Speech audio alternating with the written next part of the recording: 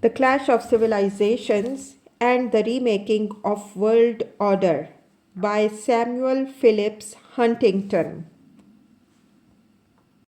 Chapter 7 Core States, Concentric Circles and Civilizational Order.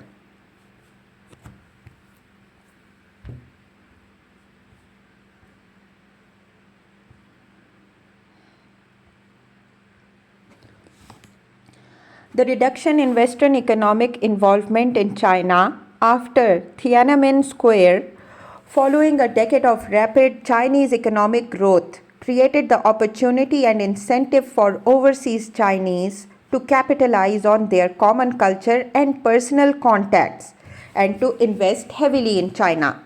The result was a dramatic expansion of overall economic ties among the Chinese communities.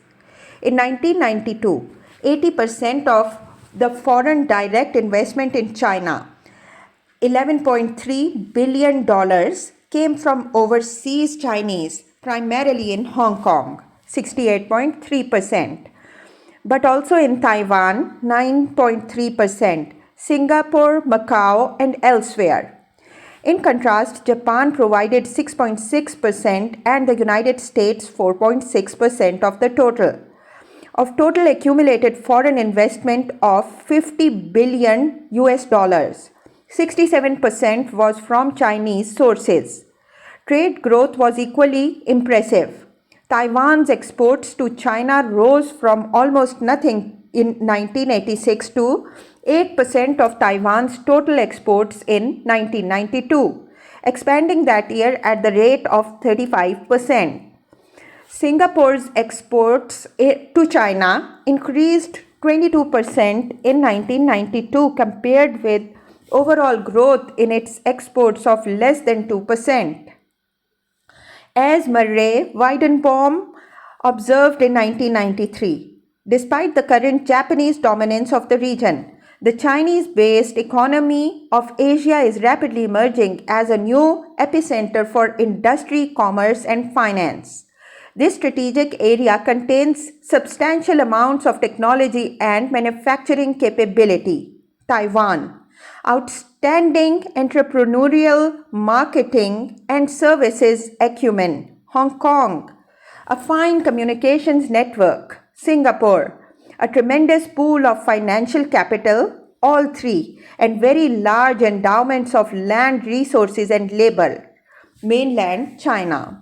In addition, of course, mainland China was the potentially biggest of all expanding markets, and by the mid-1990s, investments in China were increasingly oriented to sales in that market as well as to exports from it. Chinese in Southeast Asian countries assimilate in varying degrees with the local population, the latter often harboring anti-Chinese sentiments which, on occasion, as in the Medan riot in Indonesia in April 1994, erupt into violence. Some Malaysians and Indonesians criticized as capital flight the flow of Chinese investment to the mainland, and political leaders led by President Suharto had to reassure their publics that this would not damage their economies. Southeast Asian Chinese, in turn, insisted that their loyalties were strictly to their country of birth and not that of their ancestors. In the early 1990s, the outflow of Chinese capital from Southeast Asia to China was countered by the heavy flow of Taiwanese investment to the Philippines, Malaysia, and Vietnam. The combination of growing economic power and shared Chinese culture led Hong Kong, Taiwan, and Singapore increasingly to involve themselves with the Chinese homeland, accommodating themselves to the approaching transfer of power.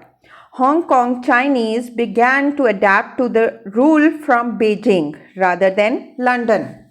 Businessmen and other leaders became reluctant to criticize China or to do things that might offend China. When they did offend, the Chinese government did not hesitate to retaliate promptly. By 1994, hundreds of businessmen were cooperating with Beijing and serving as Hong Kong advisors in what was in effect a shadow government. In the early 1990s, Chinese economic influence in Hong Kong also expanded dramatically with investment from the mainland. By 1993, reportedly more than that from Japan and the United States combined. By the mid 1990s, the economic integration of Hong Kong and mainland China has become virtually complete, with political integration to be consummated in 1997.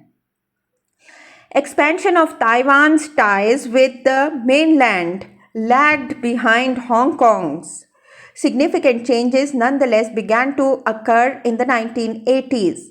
For 3 decades after 1949, the two Chinese republics refused to recognize each other's existence or legitimacy, had no communication with each other, and were in a virtual state of war, manifested from time to time in exchange of gunfire at the offshore islands.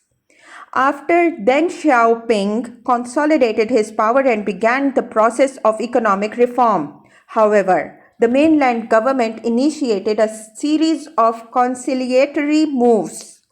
In 1981, the Taiwan government responded and started to shift away from its previous three numbers policy of no contact, no negotiation, no compromise with the mainland. In May 1986, the first negotiations occurred between representatives of the two sides over the return of the Republic of China plane that had been hijacked to the mainland. And the following year, the ROC dropped its ban on travel to the mainland. The rapid expansion of economic relations between Taiwan and the mainland that followed was greatly facilitated by their shared Chineseness and the mutual trust that resulted from it. The people of Taiwan and China, as Taiwan's principal negotiator observed, have a blood is thicker than water kind of sentiment and took pride in each other's accomplishments. By the end of 1993, there had been over 4.2 million visits of Taiwanese to the mainland and 40,000 visits of mainlanders to Taiwan. 40,000 letters and 13,000 phone calls were exchanged daily. Trade between the two Chinas reportedly reached $14.4 billion in 1993, and 20,000 Taiwan businesses had invested something between $15 billion and $30 billion in the mainland. Taiwan's attention was increasingly focused on and its success dependent on the mainland. Before 1980, the most important market to Taiwan was America. One Taiwan official observed in 1993. But for the 1990s, we know the most critical factor in the success of Taiwan's economy is the mainland. The mainland's cheap labor was a main attraction for Taiwanese investors, confronting a labor shortage at home. In 1994, a reverse process of rectifying the capital-labor imbalance between the two Chinas got underway, with the Taiwan fishing companies hiring 10,000 mainlanders to man their boats. Developing economic connections led to negotiations between the two governments. In 1991, Taiwan created the Straits Exchange Foundation and the mainland the Association for Relations across the Taiwan Strait for communication with each other. Their first meeting was held in Singapore in April 1993, with subsequent meetings occurring on the mainland and Taiwan. In August 1994, a breakthrough agreement was reached covering a number of key issues, and speculation began concerning a possible summit between top leaders of the two governments. In the mid-1990s, major issues still exist between Taipei and Beijing, including the question of sovereignty. Taiwan's participation in international organizations, and the possibility that Taiwan might redefine itself as an independent state. The likelihood of the latter happening, however, became increasingly remote as the principal advocate of independence, the Democratic Progressive Party, found that Taiwanese voters did not want to disrupt existing relations with the mainland and that its electoral prospects would be hurt by pressing the issue. DPP leaders hence emphasized that if they did win power, independence would not be an immediate item on their agenda. The two governments also shared a common interest in asserting Chinese sovereignty over the Spratly and other islands in the South China Sea, and in assuring American most favored nation treatment in trade for the mainland. In the early 1990s, slowly but perceptively and ineluctably, the two Chinas were moving towards each other and developing common interests from their expanding economic relations and shared cultural identity. This movement towards accommodation was abruptly suspended in 1995 as the Taiwanese government aggressively pushed for diplomatic recognition and admission to the international organizations. President Lee Teng-hui made a private visit to the United States and Taiwan held legislative elections in December 1995, followed by presidential elections in March 1996. In response, the Chinese government tested missiles in waters close to the major Taiwanese ports and engaged in military exercises near Taiwanese-controlled offshore islands. These developments raised two key issues.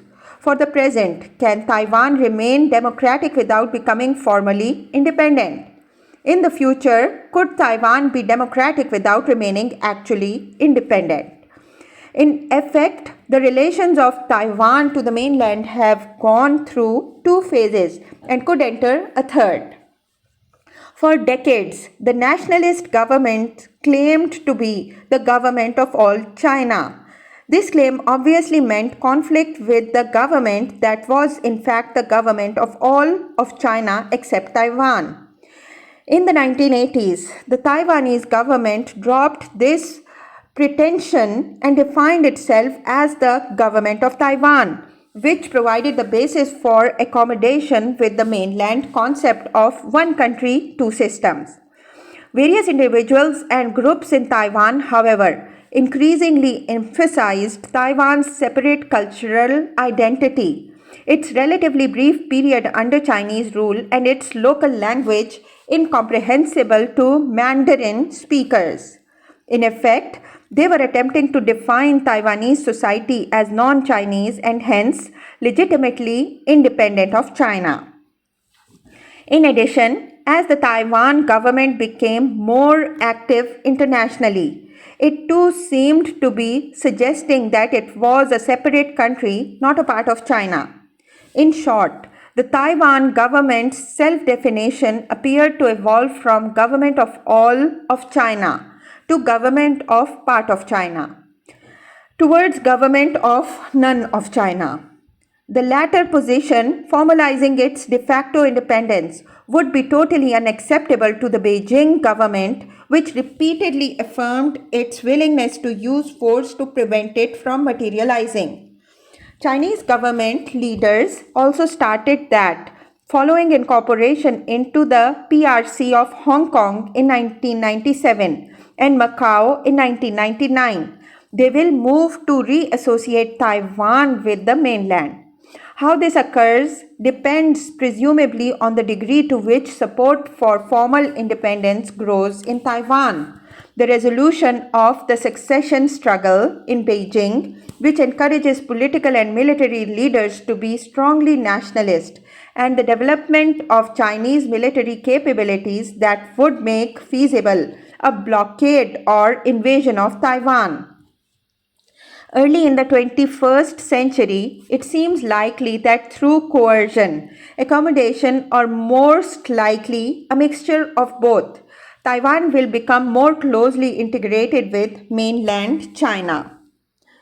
Until the late 1970s, relations between staunchly anti-communist Singapore and the People's Republic were frosty, and Lee Kuan Yew and other Singaporean leaders were contemptuous of Chinese backwardness. As Chinese economic development took off in the 1980s, however, Singapore began to reorient itself toward the mainland in classic bandwagoning fashion. By 1992, Singapore had invested $1.9 billion in China, and the following year, plans were announced to build an industrial township, Singapore 2, outside Shanghai that would involve billions of dollars of investment. Lee became an enthusiastic booster of China's economic prospects and an admirer of its power. China, he said in 1993, is where the action is. Singaporean foreign investment, which had been heavily concentrated in Malaysia and Indonesia, shifted to China. Half of the overseas projects helped by the Singaporean government in 1993 were in China. On his first visit to Beijing in the 1970s, Lee Kuan Yew reportedly insisted on speaking to Chinese leaders in English rather than Mandarin. It is unlikely he did that 2 decades later. Islam, consciousness without cohesion. The structure of political loyalty among Arabs and among Muslims generally has been the opposite of that of the modern West. For the latter, the nation-state has been the apex of political loyalty. Narrower loyalties are subordinate to it and are subsumed into loyalty to the nation-state. Groups transcending nation-states, linguistic or religious communities or civilizations have commanded less intense loyalty and commitment. Along a continuum of narrower to broader entities, Western loyalties thus tend to peak in the middle, the loyalty intensity curve forming in some measure an inverse U. In the Islamic world, the structure of loyalty has been almost exactly the reverse. Islam has had a hollow middle in its hierarchy of loyalties.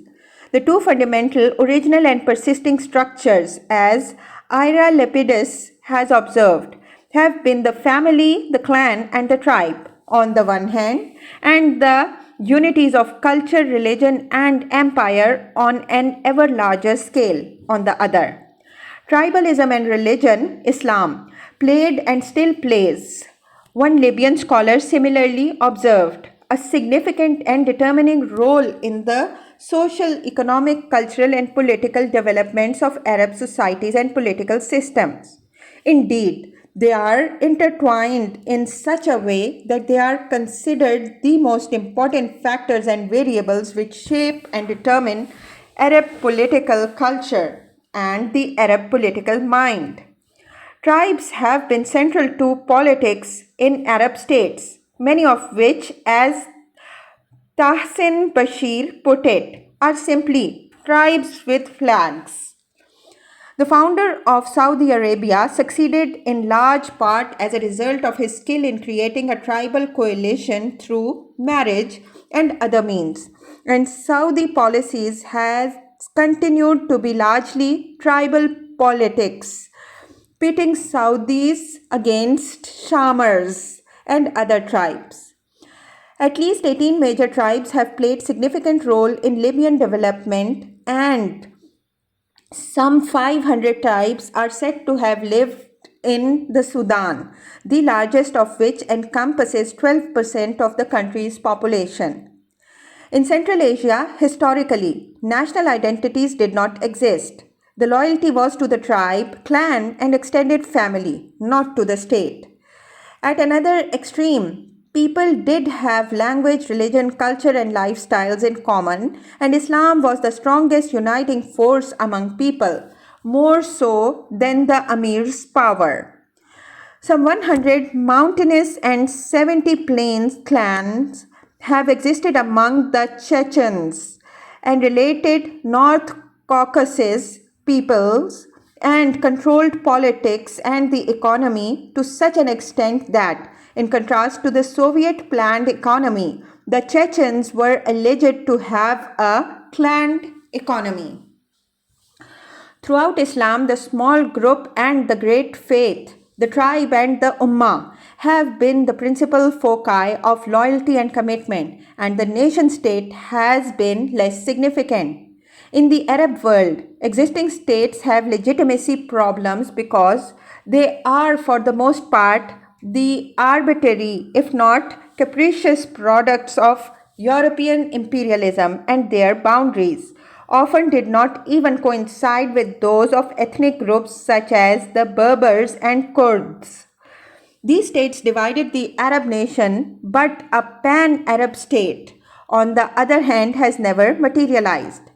In addition, the idea of sovereign nation states is incompatible with belief in the sovereignty of Allah and the primacy of the Ummah. As a revolutionary movement, Islamist fundamentalism rejects the nation states in favor of the unity of Islam, just as Marxism rejected it in favor of the unity of international proletariat.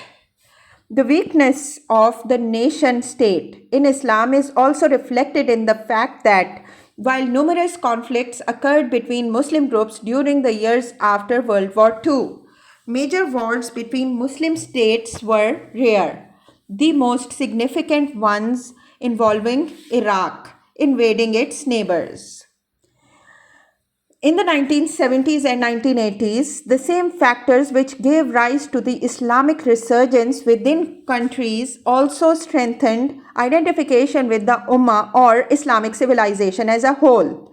As one scholar observed in the mid-1980s, a profound concern with Muslim identity and unity has been further stimulated by decolonization, demographic growth, industrialization, urbanization, and a changing international economic order associated with, among other things, the oil wealth beneath Muslim lands. Modern communications have strengthened and elaborated the ties among Muslim peoples. There has been a steep growth in the numbers who make the pilgrimage to Makkah, creating a more intense sense of common identity among Muslims from as far as afield as China and Senegal, Yemen and Bangladesh. Growing numbers of students from Indonesia, Malaysia, and southern Philippines and Africa are studying in Middle Eastern universities, spreading ideas and establishing personal contacts across national boundaries. These are regular and increasingly frequent conferences and consultations among Muslim intellectuals and ulama, religious scholars, held in such centers as Tehran, Makkah, and Kuala Lumpur. Cassettes, sound and now video decimate mosque sermons across international boundaries, so that influential preachers now reach audiences far beyond their local communities. The sense of Muslim unity has also been reflected in and encouraged by the actions of the states and international organizations. In 1969, the leaders of Saudi Arabia, working with those of Pakistan, Morocco, Iran, Tunisia, and Turkey, organized the first Islamic summit at Rabat. Out of this emerged the organization of the Islamic Conference, which was formally established with the headquarters in Jeddah in 1972. Virtually all states with substantial Muslim populations now belong to the conference, which is the only interstate organization of its kind. Christian, Orthodox, Buddhist, Hindu governments do not have interstate organizations with memberships based on religion. Muslim governments do. In addition, the governments of Saudi Arabia, Pakistan, Iran, and Libya have sponsored and supported non-governmental organizations such as the World Muslim Congress, a Pakistani creation, and the Muslim World League, a Saudi creation, as well as numerous, often very distant regimes, parties, movements, and causes that are believed to share their ideological orientations and which are enriching the flow of information and resources among Muslims. Movement from Islamic consciousness to Islamic cohesion, however, involves two paradoxes. First, Islam is divided among competing power centers, each attempting to capitalize on Muslim identification with the Ummah in order to promote Islamic cohesion under its leadership. This competition goes on between the established regimes and their organizations on the one hand, and Islamist regimes and their organizations on the other hand. Saudi Arabia took the lead in creating the OIC in part to have a counter to the Arab League, which at the time was dominated by Nasser. In 1991, after the Gulf War, the Sudanese leader Hassan al-Turabi created the popular Arab and Islamic Conference, PAIC, as a counter to the Saudi-dominated OIC. PAIC's third conference in Khartoum in early 1995 was attended by several hundred delegates from Islamist organizations and movements in 80 countries. In addition to these formal organizations, the Afghanistan war generated an extensive network of informal and underground groups of veterans who have shown up fighting for Muslim or Islamist causes in Algeria, Chechnya, Egypt, Tunisia, Bosnia, Palestine, the Philippines, and elsewhere. After the war, their ranks were renewed with fighters trained at the University of Dawa and Jihad outside Peshawar and in camps sponsored by various factions and their foreign backers in Afghanistan. The common interests shared by radical regimes and movements have, on occasion, overcome more traditional antagonisms with Iranian support linkages were created between Sunni and Shiite fundamentalist groups. Close military cooperation exists between Sudan and Iran. The Iranian Air Force and Navy used Sudanese facilities and the two governments cooperated in supporting fundamentalist groups in Algeria and elsewhere. Hassan al-Turabi and Saddam Hussein allegedly developed close ties in 1994 and Iran and Iraq moved toward reconciliation. Second, the concept of Ummah presupposes the illegitimacy of the nation state, and yet the Ummah can be unified only through the actions of one or more strong core states which are currently lacking. The concept of Islam as a unified religious political community has meant that core states have usually materialized in the past only when religious and political leadership, the caliphate and the sultanate, have been combined in a single ruling institution. The rapid 7th century Arab conquest of North Africa and the Middle East culminated in the Umayyad Caliphate with its capital in Damascus. This was followed in the 8th century by Baghdad-based Persian-influenced Abbasid Caliphate, with secondary caliphates emerging in Cairo and Cordoba in the 10th century. 400 years later, the Ottoman Turks swept across the Middle East, capturing Constantinople in 1453 and establishing a new caliphate in 1517. About the same time, other Turkic people invaded India and founded the Mughal Empire. The rise of the West undermined both the Ottoman and Mughal empires, and the end of the Ottoman Empire left Islam without a core state. Its territories were, in considerable measure, divided among Western powers which, when they retreated, left behind fragile states formed on a Western model alien to the traditions of Islam. Hence, for most of the 20th century, no Muslim country has had both sufficient power and sufficient cultural and religious legitimacy to assume that role and be accepted as the leader of Islam by other Islamic states and non-Islamic countries. The absence of an Islamic core state is a major contributor to the pervasive internal and external conflicts which characterize Islam. Consciousness without cohesion is a source of weakness to Islam and a source of threat to other civilizations. Is this condition likely to be sustained?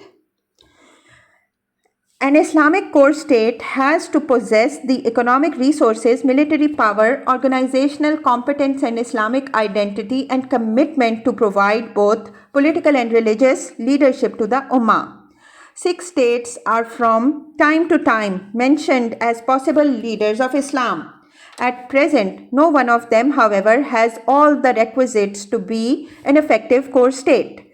Indonesia is the largest Muslim country and is growing rapidly economically. It is, however, located on the periphery of Islam, far removed from Arab center. Its Islam is of the relaxed Southeast Asian variety, and its people and culture are a mixture of indigenous Muslim, Hindu, Chinese, and Christian influences. Egypt is an Arab country with a large population, a central, strategically important geographical location in the Middle East, and the leading institution of Islamic learning, Al-Azhar University.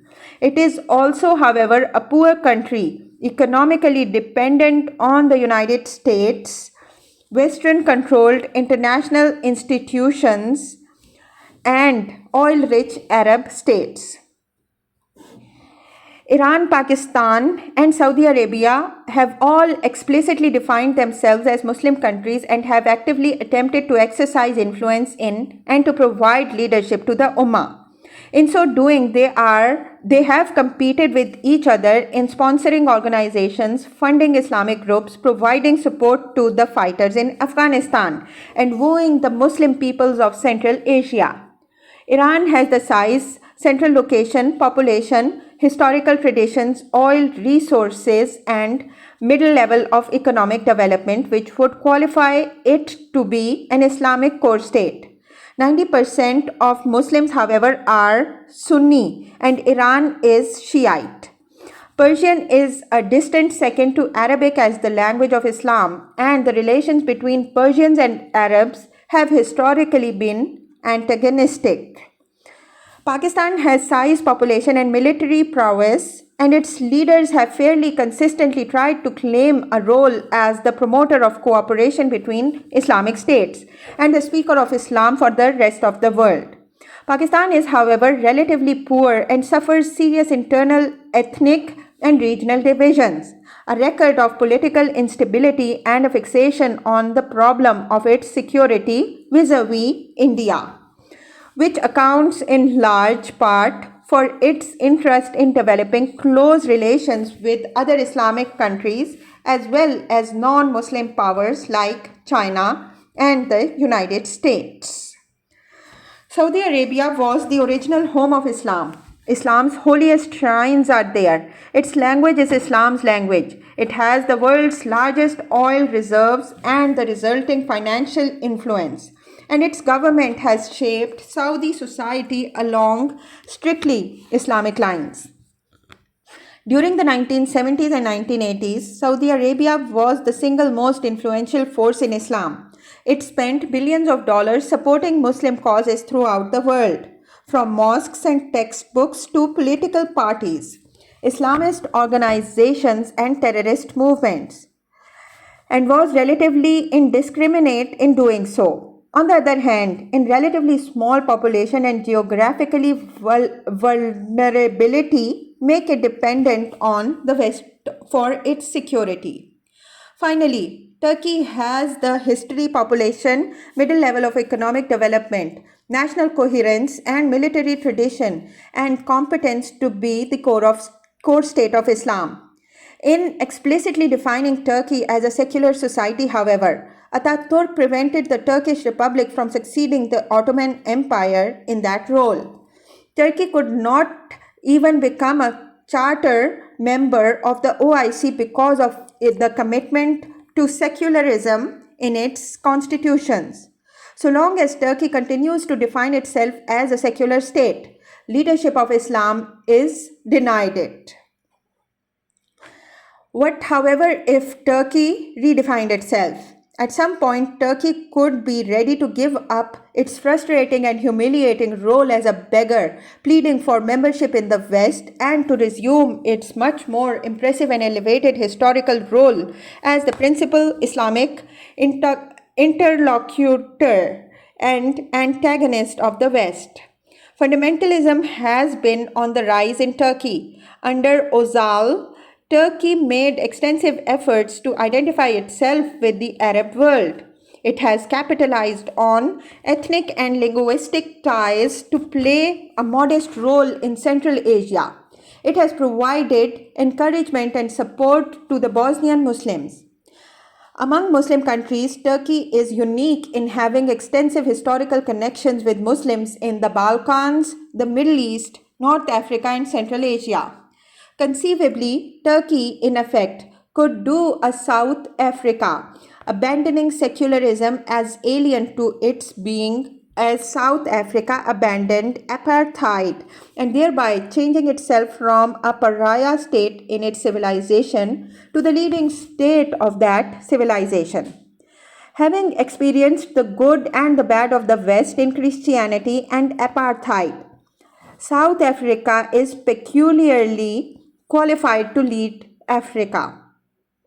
Having experienced the bad and the good of the West in secularism and democracy, Turkey may be equally qualified to lead Islam. But to do so, it would have to reject Ataturk's legacy more thoroughly than Russia has rejected Lenin's.